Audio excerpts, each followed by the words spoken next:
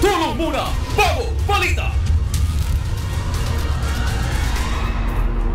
Magandang tanghali, tinulungan ng UNTV News and Rescue at Metropolitan Manila Development Authority Rescue ang 3 nasugatan sa banggaan ng mga sasakyan sa Quezon City kaninang madaling araw.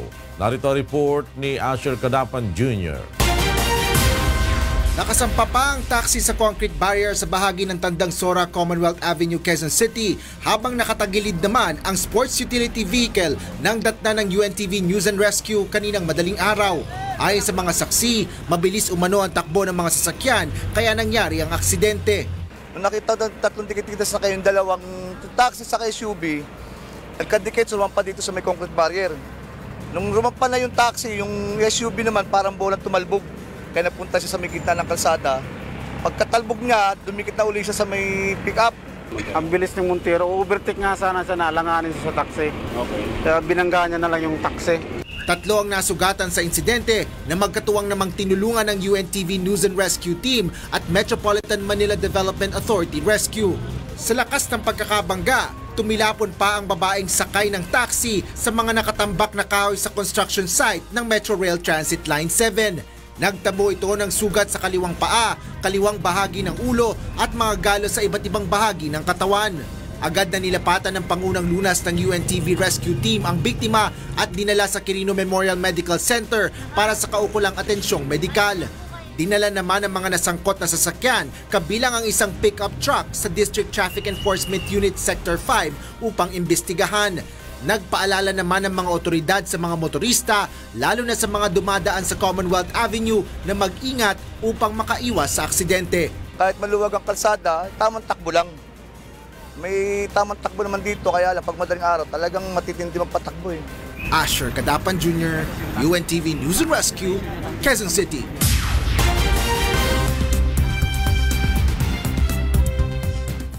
After raising 150 million euros, Franco-German company Doctolib, the online medical checkup platform that entered in the coveted club of unicorn companies, on Tuesday has decided to develop video consultations in Europe. Jovic Bermas has this story. The online medical checkup platform Doctolib's valuation soared to over 1 billion euros and joined the pantheon of unicorns or startups that valued above that threshold. Created in 2013, Doctolib now collaborates with 75,000 health professionals and 1,400 healthcare institutions in France, becoming the country's e-health leader. Doctolib co-founder and CEO Stanislas Niox-Chatou said, "Now the company aims to capitalize on this growth by expanding a video consultation service already in place in France. But doctors have expressed caveats on the quality of consultation and on data security." Parisian Dr. Florian Guejo is one of about 100 French practitioners already doing checkups via video through Doctolib. My fear is that some doctors stay in front of their screens and speed through 5-minute consultations. The novelty will be introduced in Germany in the next few months. Medical professionals must pay a monthly fee of 109 euros to use Doctolib's appointment scheduling system and another 79 euros to be able to conduct video consultations. Parisian rheumatologist Rachida Inoue said she stopped using Doctolib for taking appointments due to privacy concerns. I am not sure that my data or patients' data are really secure and will not be used for other purposes. She also worries that Doctolib could tear apart long-term doctor-patient relationships, as patients may only end up seeing doctors shown as available. In response to questions of data protection, Niox-Chatou said Doctolib does not own and does not access medical data, adding that the platform enforces maximum security to protect them. Jovic Bermas, UNTV News and Rescue, Europe. Incredible videos shared online show the scary experience of passengers on the Norwegian cruise ship. Stephanie C. reports. The windows are open, don't fall out.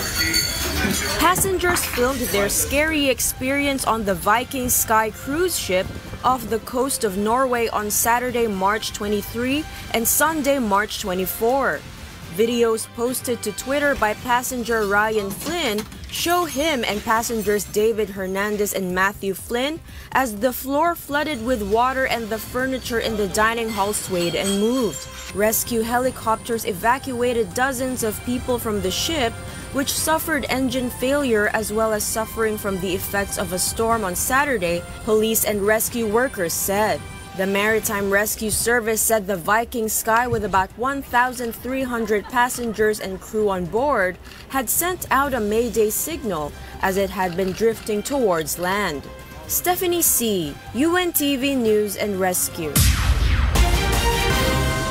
President Andres Manuel Lopez Obrador said on Monday that he has called on the Spanish government and the Pope to apologize to the country's indigenous communities for crimes during the country's conquest some 500 years ago. In a video published on Lopez Obrador's Twitter account, he stands in front of an archaeological site in Comacalco, Tabasco, and announces he has sent the request via letter. Spanish media has reported that Madrid regretted the letter and that the EU nation is committed to strengthening its close ties with Mexico. Envié ya una carta al rey de España. I sent a letter to the Spanish king and another letter to the Pope for an account of incidents and to ask for an apology to the First Peoples for the violations of what is known now as human rights. There were massacres, forced, known as the conquest. It was done with the sword and the cross. They raised churches on top of temples. A sea of corgis rush out to meet customers at the Bangkok Cafe, prompting people to pet them and whip out their phones to take pictures of the adorable flap balls on stubby legs. Kath Dumaraos reports.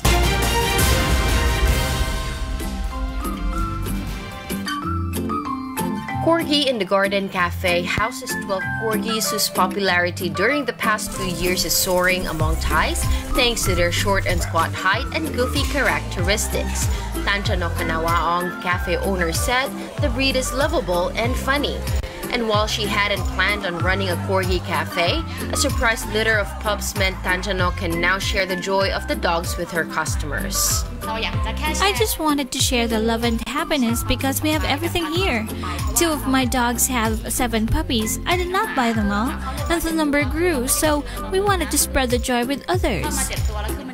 The corgis here, with equally charming names such as pork chop, pumpkin, salmon, bean, and baby corn, enjoy plenty of runtime in the garden of the cafe at least 3 times a day and an endless flow of treats throughout the day. Some from their owner, but the majority from the cafe's customers for performing simple tricks like a handshake. But the owner says they are careful from letting them gain too much weight. The corgis work 6 days a week at the cafe, which organizes 1-hour sessions for customers to meet with them, costing around $11 per person. The owner said this routine allows the doggies to have some nap time in between and would not exhaust them. The corgis are adored by Thais and tourists. The breed is becoming more popular, even I love them. Coming here today, I get to learn more about their characteristics, which helps me make my decision to get one. It's very cute. See, it's very cute, very fluffy, and some of the corgi is very lazy, but the corgi is very, very active. So that's why we very enjoy it. Kat Dumaraos, UNTV News and Rescue, Bangkok, Thailand.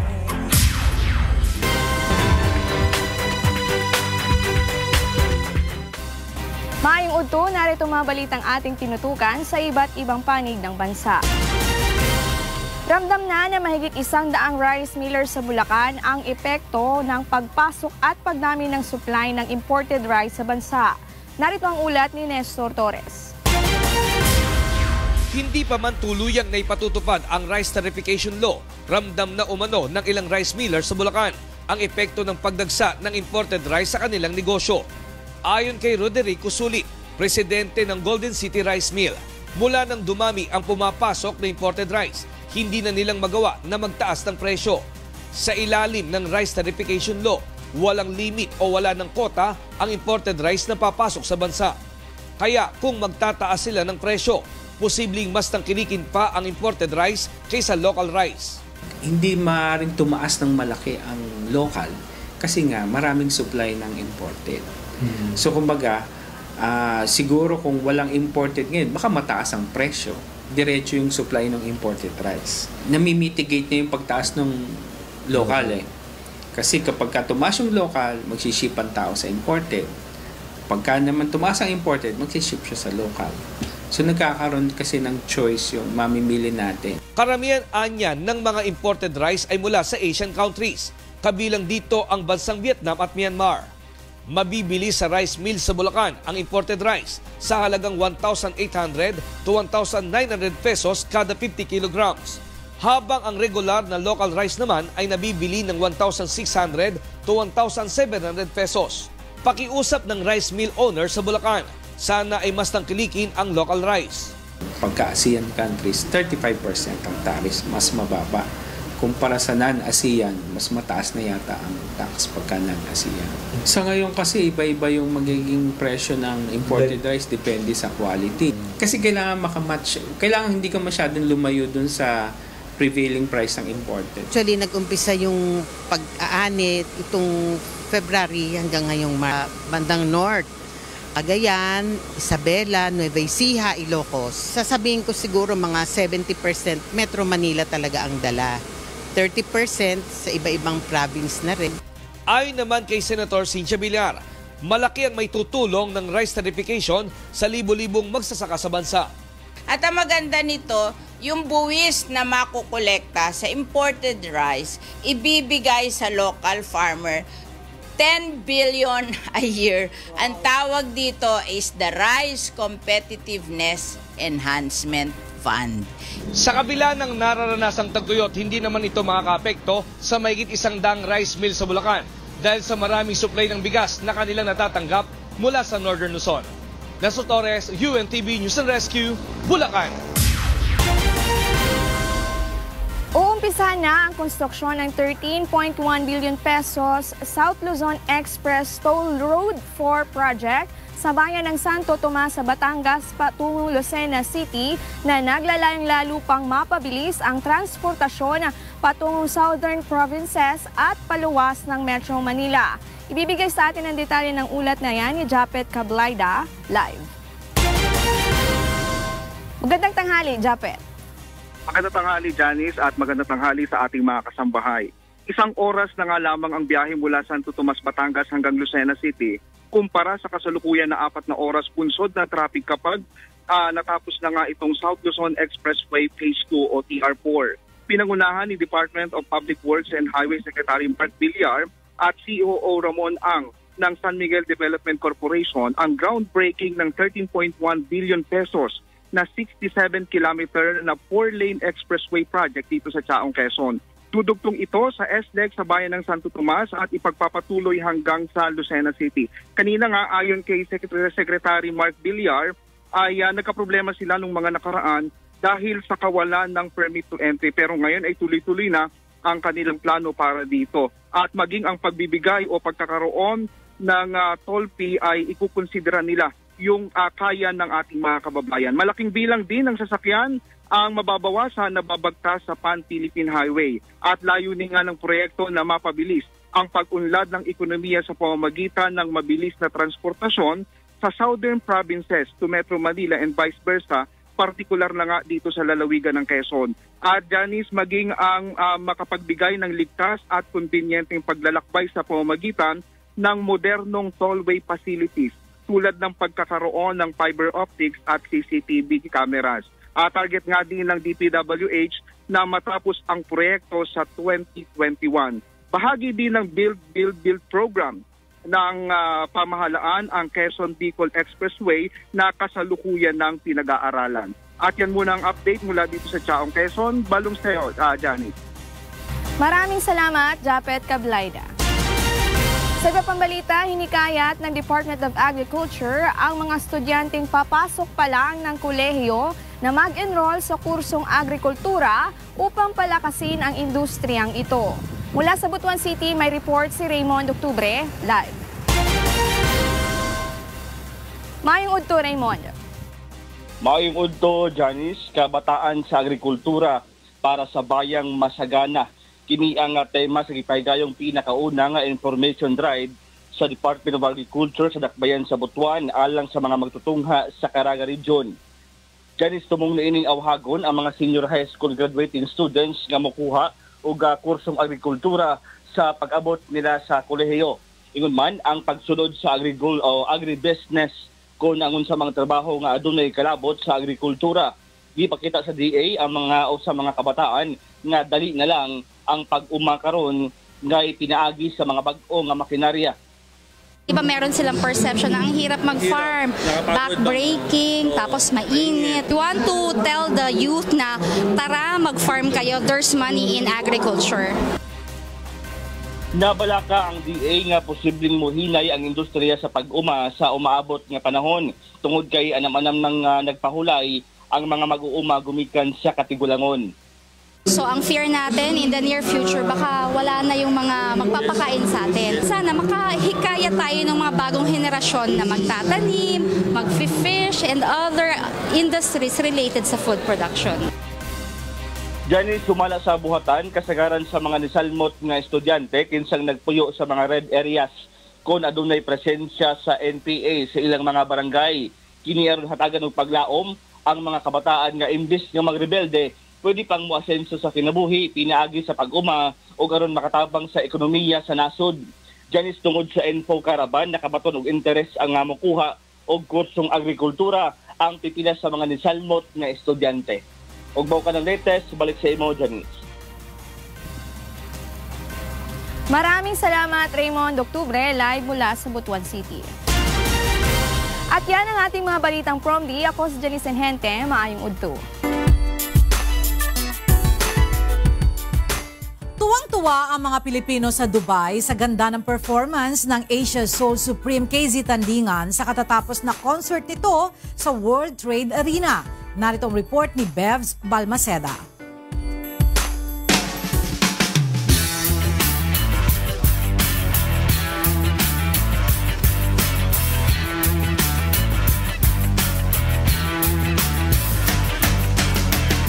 Inagsa ng ating mga kababayan maging ng mga foreigner ang concert ng tinaguriang Soul Supreme sa Dubai noong Biyernes. 8,500 ang nakisaya, humayaw at sumayaw sa sold-out concert na ito ni KZ sa biggest indoor venue ng World Trade Center, Dubai. Si KZ ang kauna-unahang Pinoy na gumawa nito. Solve na solve ang mga nanood dahil hindi sila nabigo sa kanilang nasaksihan. Sa opening number pa lang ay marami nang napahanga sa Wish Coverage Season 2 Grand Champion na si Rhea Pasco.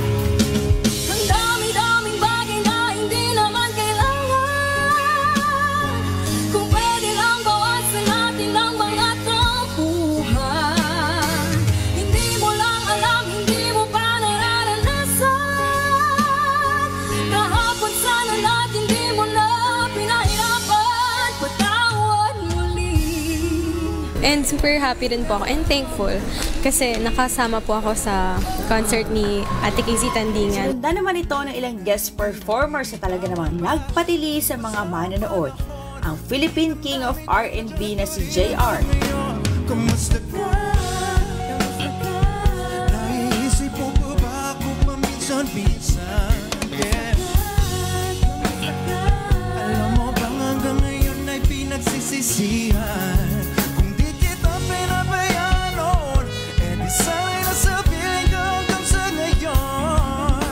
Oh my goodness, overwhelming ang feeling talaga kasi nakita namin yung love for music ang mga Pinoy. Talagang 8,500 strong lahat nandito nanood. Kaya it's very overwhelming and nakaka-proud talaga na kaya naman talaga na to be an international artist through Filipinos. Nagpakilig naman ang singer-songwriter at real-life sweetheart ni KZ na si TJ Monterde na unang beses nakapagtanghal sa labas ng bansa. O ang isang katulad mo ay di na dapat bang pakawalan. Alam mo bang pag naging naroon, hindi na kita bibitaw. sobrang saya. Didn't feel like work. Sobrang enjoy lang. Maraming salamat sa lahat ng taga Dubai and sa buong UAE sa pag-support. Hindi lang sa amin, kundi sa buong OPM. Dito natin napoprove na buhay ang OPM. Sa sobrang enjoy ng mga nanood, napatatayo na ang karamihan at sumasabay sa pag-awit, lalo na nang makajamming nila mismo ang star of the show na si KZ.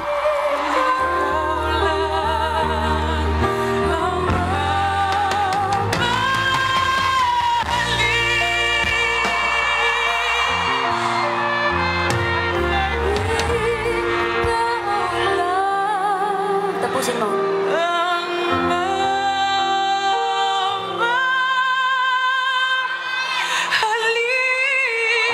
Isang Emirati national naman ang nagkaroon ng impromptu Tagalog duet sa singer.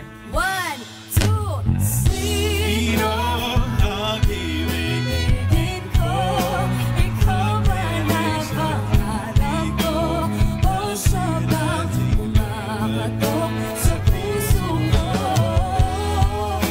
Emosyonal naman si Casey sa tagumpay ng kanyang makasaysayang concert sa labas ng Pilipinas.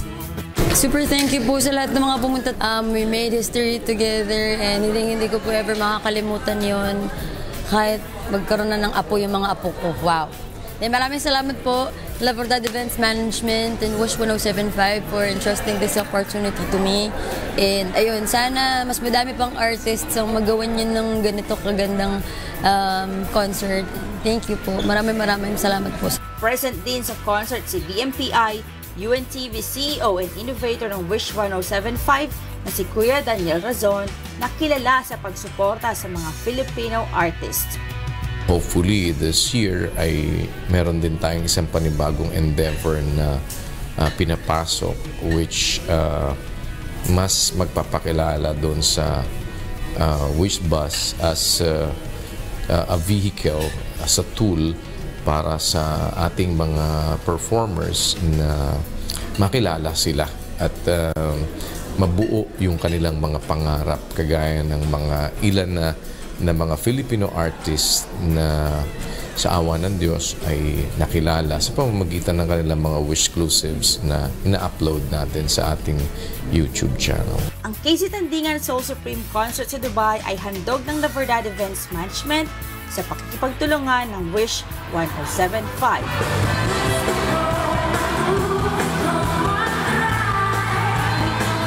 Bevs Palmaseda, UNTV News and Rescue, Dubai. At yan ang mga balitang aming tinutukan at inaksyonan dahil sa aming pagbabalita. Una, ang pagkalinga sa kapwa. UNTVC News, may balita sa mampanig ng daigdig. Magandang tanghali. God bless.